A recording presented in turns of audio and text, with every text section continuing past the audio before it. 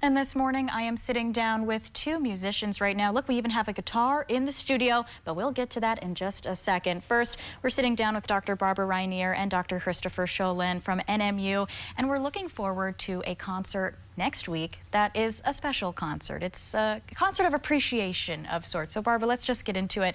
What can we expect to hear on Tuesday? You can expect to hear just about everything. We have something for everyone. We have some rock music, Lady Gaga. We have a little bit of jazz. We have Baroque music from Vivaldi. Christopher Scholin's going to play with a harpsichord and a smaller orchestra. We have choir and orchestra performing some pieces by Handel, and we have a premiere of a piece written by Timothy DeMart, my husband, arranged by me for orchestra and choir, called Fields of Cloverland. And Cloverland is refers to the UP. It's the original name for the UP. And we're doing it for the very first time. Which is so exciting. And you know what, we're going to get to the rest of the music because there's a wide range that was just listed. But first, about that song, based on the Upper Peninsula, how was this come to life? How was this even thought up? My husband is very dream-oriented, so he takes his dreams and often writes them down. And he woke up in the middle of the night with this particular moment. He heard music. He actually heard it being played, and he heard words.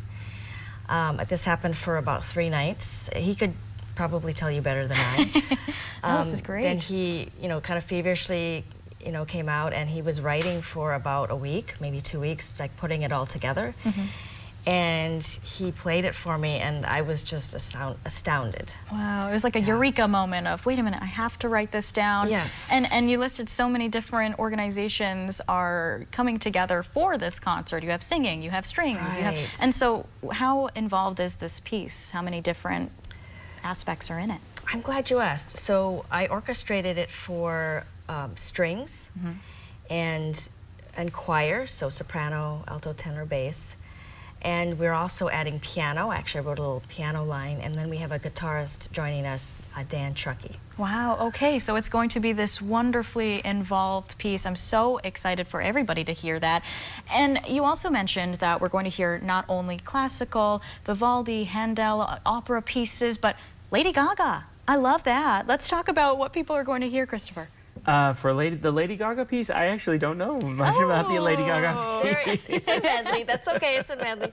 It's a medley, and basically it's a string version of 3 of her pieces. Let's see if I can list them off. Now is the chance for my brain to work. Pop quiz. Let's see. Poker Face. Oh, a classic. Bad Romance. Another classic. And ooh, I can't remember the third one. Probably a third classic. Yeah. Well, it sounds like it's going to be so much fun. And Christopher, I can't help but notice you brought your guitar in. So talk really quickly about your involvement, and then let's end this interview with the beautiful sound of a classical guitar. Well, yes, so I'm going to be playing the Vivaldi Concerto, originally written for the lute. But today it's very often played on classical guitar. Interesting. And so I'll be playing the concerto with the smaller NMU orchestra. It's more of a chamber-like orchestra.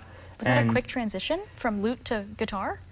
Well, so actually it's very similar. The writing, the way that it's written, it works. It transcribes very easily to the guitar from lute.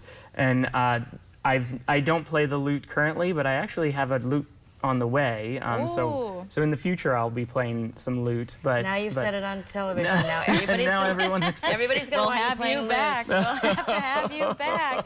But let's hear a little bit about this, and let's hear you play. Okay, yeah. So yeah, the Vivaldi Concerto will be a beautiful piece. It's a 3-movement piece, but I didn't think I would play much of it today. We'll kind of leave that for people who come to the concert. But I could play for today just a little piece from a Spanish composer. I know it's a little early for Christmas music, but it's called El Noy de la Mar. Right. So it's not a Christmas song that we're very familiar with because it's from northern Spain, the Catalunya area. Sure. So, okay. Well, let's take it to break with this. Let's hear a bit of it. Yeah. Sure.